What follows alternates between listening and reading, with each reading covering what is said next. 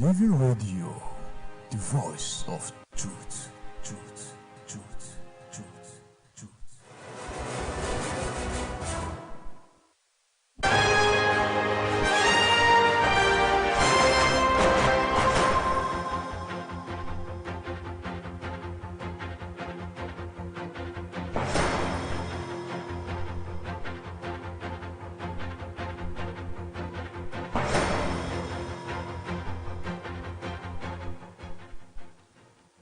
Today is Friday, October 22nd, 2021. Good afternoon and welcome to the news at 1, coming to you from Living Radio, the voice of truth. On the news this afternoon, Nigeria target trade volume to expand by $5 billion. PDP clears 27 candidates, disqualifies 3 others. NNPC says 77 million Nigerians lack access to power. Soldiers allegedly killed 4 IPOB members in Abia State.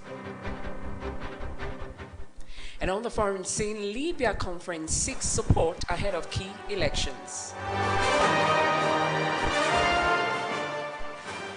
To bring you details of these and other stories, I am Princess Josiah.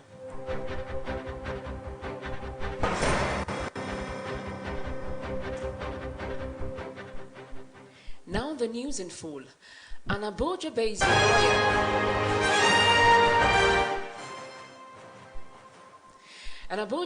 lawyer, Ikechukwu Uzebu, has berated the national leadership of the All Progressive Congress (APC) over its role in the conduct of parallel congresses in Abia State. In a statement on Thursday, Uzebu noted the APC may lose out of the common elections in Abia State if those orchestrating crisis and division in the party are not immediately fished out and sanctioned appropriately. He stated that the emergence of 2 states executives and 2 factional chairmen at the State Congress held on October 16, 2021 is a reflection that all is not well in the party. Insisting that the present crisis in the Abia APC is self-inflicted, Uzebu stated that the National Secretariat presently headed by Yobe State Governor Mala Buni is heavily implicated. Uzebu traced the root of the problems in Abia State to the decision by some leaders in the party to bypass the state executive headed by Honorable Donatus Wampa in the conduct of the Congress. Still in Abia State, no less than 4 suspected members of the indigenous people of Biafra were killed in Arochukwu, Abia State on Thursday, following the group's sit-at-home order. According to an army source, the IPOB members, armed with guns and cutlasses, were harassing people and later attacked an army troop. However, a source in Arochukwu said that some youths were following a large crowd of IPOB members when the army asked them to go back, but the youths ignored the order.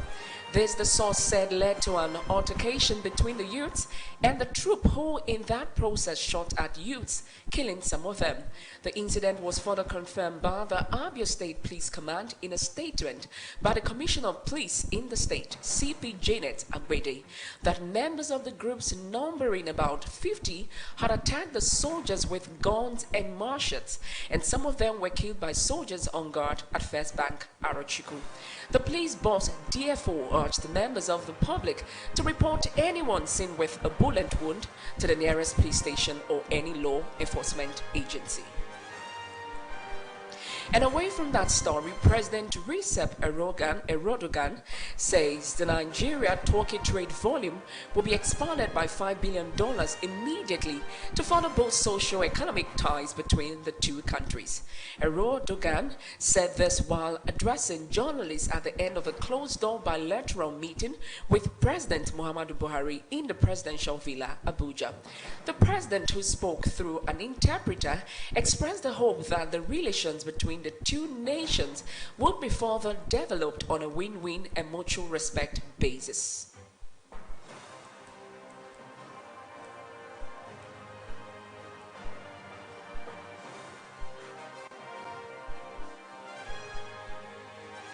$1 billion immediately We hope and pray that the relations between the two nations will be further developed on the basis of a win-win scenario and on the basis of mutual respect. As Turkey, we have been closely monitoring the developments unfolding in Nigeria, in our brotherly and friendly nation. Terrorist organizations, the armed gangs, and the marine bandits are continuously active in Nigeria, and the Nigerian authorities are continuously fighting against them. So in order to cooperate further in the fields of military, defense, and security, we are doing everything that will be available. We are ready to share our capabilities, ever-expanding capabilities as the Republic of Turkey with Nigeria, especially in the field of defense industry and security, which are being praised by the entire globe. The Turkish leader further said he hopes this sensitivity showed in fighting terrorism will be reciprocated by their Nigerian brothers and sisters and counterparts. In his remarks, President Buhari heaped praises on President Erdogan for opening his country's borders to accommodate millions of refugees in their need of humanitarian support. According to Buhari, the Turkish leader has set an example to the rest of the world on how to treat refugees. I commend Your Excellency for your leadership and generosity in receiving and accommodating 4 million refugees fleeing from conflict areas, particularly in Iraq, Syria, and Afghanistan. You have indeed set an example to the rest of the world.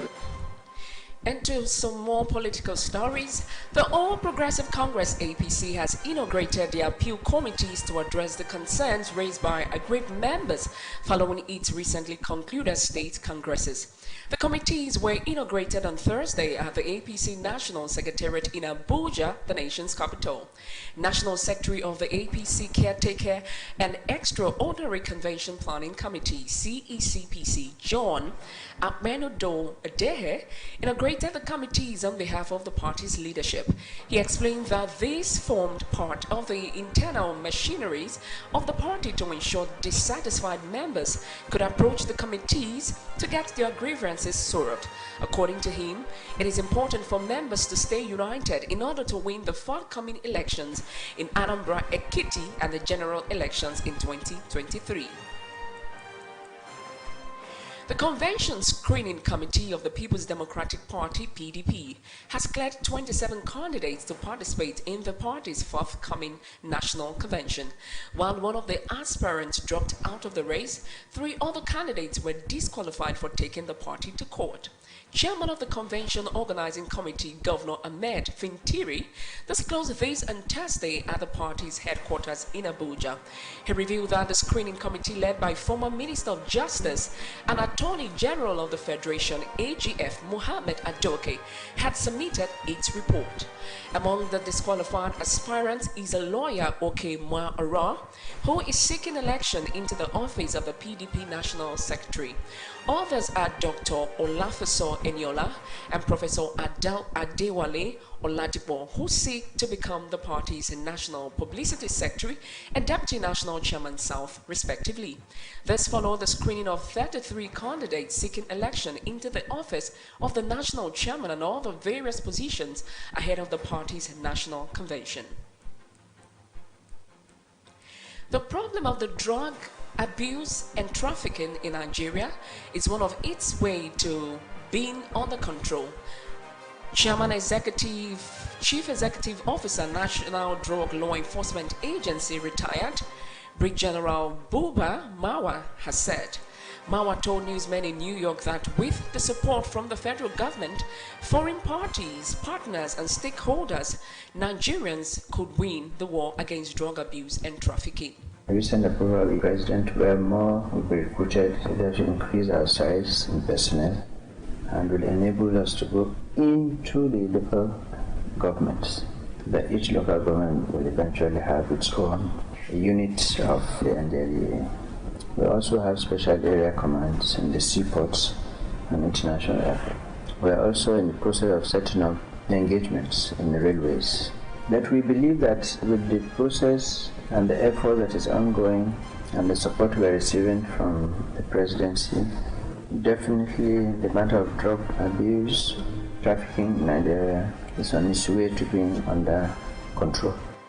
Mawa said the UN Office on Drug and Crime had been supporting Nigeria in its fight against drug abuse, especially in training of its staff and providing information materials. He said the federal government had produced the improved 4th edition of the National Drug Control Master Plan 2021 to 2025, with the technical support from the UNODC and EU fundings. The NDLEA chief said in more specific terms that the penalties were different for those who use and traffickers, those who use and those who are traffickers, adding heavy penalties are for the traffickers. Mawa noted that the use of drugs, especially in addiction, is an illness. The use of drugs, for the most part, is an illness, especially when it moves to addiction. They can't help themselves. They need to be helped. So the effort will not be towards penalizing or criminalizing them. They should be towards helping them to be treated. And we encourage those who are unfortunately under this to seek treatment. 20% of the drug users in Nigeria have drug use disorder. They need help, and we encourage that. Away from that to Imo State, a group of armed men on Thursday attacked a police station with petrol bombs in Isialambano local government area of Imo State. The police public relations officer in the state, Michael Abatam, confirmed the attack in a statement on Friday, said it occurred in the evening. The assailants who came in a number of cars and motorcycles, according to Abatam, are believed to be members of the Indigenous People of Biafra IPOB and Eastern Security Network ESN. Abatam, the chief superintendent of police, stated that the police operatives who engaged the assailants ensured no arm was lost. He explained that a fire that erupted as a result of the petrol bombs was later extinguished, although it caused some damages to the building. In his reaction, the Commissioner of Police in Imo, Rabiu Hassani, commended the officers and men of the division for their gallantry and urged them to sustain the tempo. You're still listening to Living Radio, the voice of truth. Still to come on the news, we have business, foreign, sports, and weather update. Do stay tuned.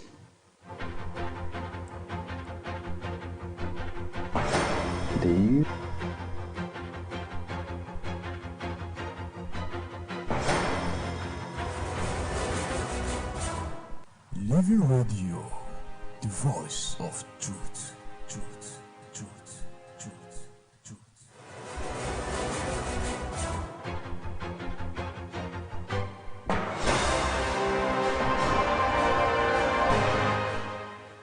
You're welcome back. Up next is business news.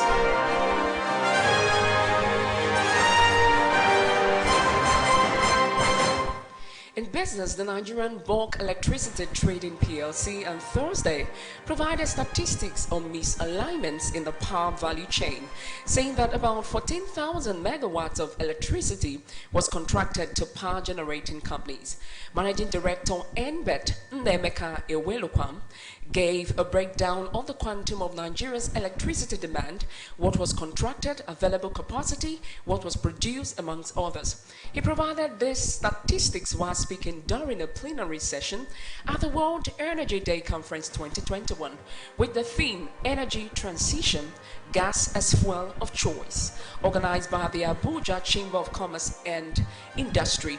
This came as the Group Executive Director, Gas and Power, Nigerian National Petroleum Company, Mohammed Ahmed, told participants at the event that about 77 million Nigerians were currently without access to electricity.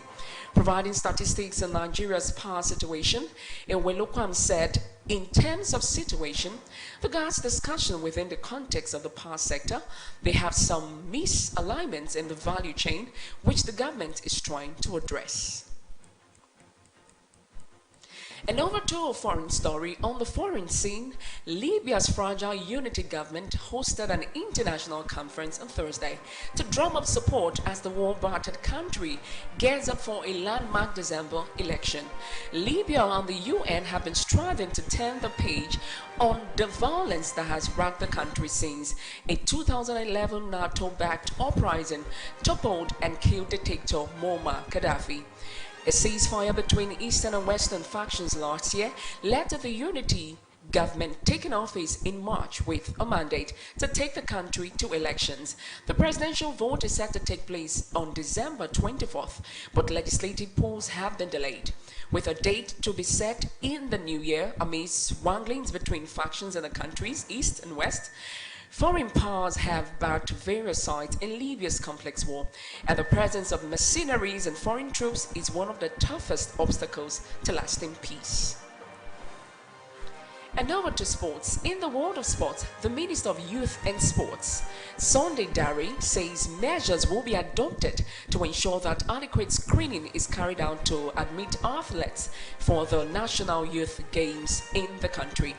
Dare, who spoke during the closing ceremony of the 6th National Youth Games held in Ilori, the Kwara State capital, said this will help address the issues around age cheat in the game. This is as he found other trend witnessed at the games, which is meant for athletes under the age of 15, saying this may affect the growth of sports in the country. The minister further stated that the National Identity Management Card registration and others will be required for athletes before they can participate in the games. And here is the weather report for the rest of the day, Friday, October 22, 2021.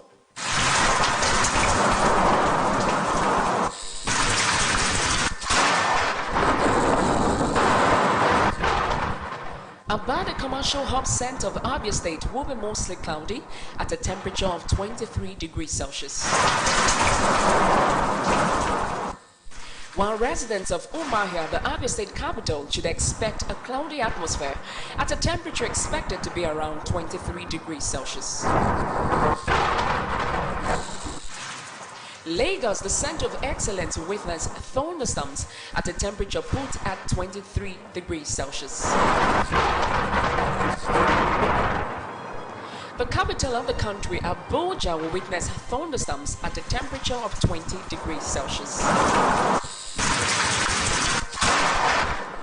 The city of Port Harcourt will witness thunderstorms at a temperature put at 22 degrees Celsius.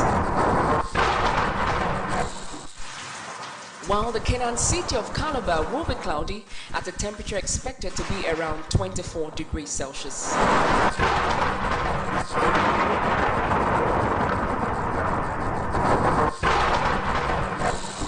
And that's our package for you this lovely afternoon. But before we go, let's take a look at the stories that made main news.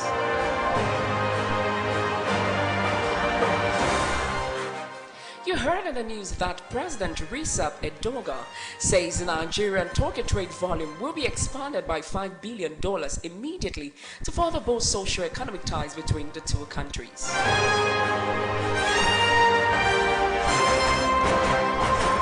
We equally told you that no less than 4 suspected members of the indigenous people of Biafra were killed in Arachiko, Abia State on Thursday following the group's sit-at-home order.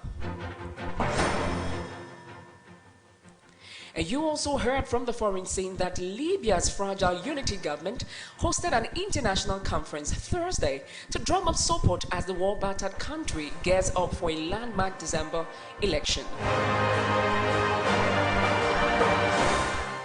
And that was the news as edited by Chimex NDBC. For more information, please call us on 090-961-31768, 090-961-31768, or you can join us on our live streaming on www.livingradio.com.ng, and also feel free to download our app from there.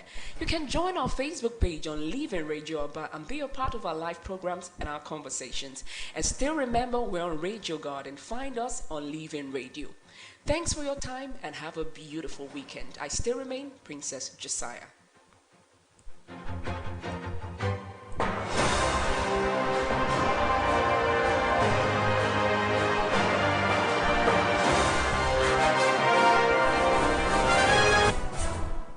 Living Radio, the voice of truth.